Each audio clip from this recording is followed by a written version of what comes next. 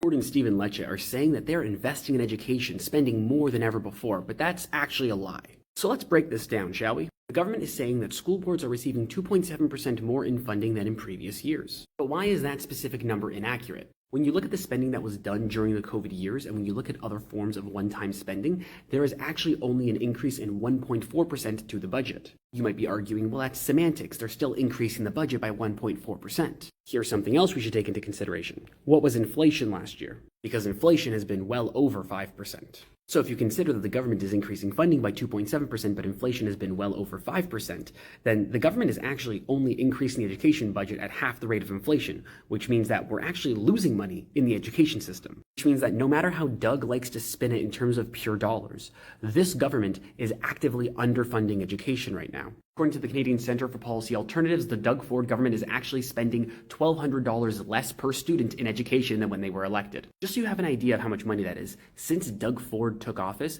my school, therefore, has lost over $2 million per year in funding. And that's not all from staffing. That's cuts to science equipment and labs. That's cuts to textbooks. That's cuts to sports. It is cuts to activities and engagement and things that your children love at school. But Doug Ford does not care about your children.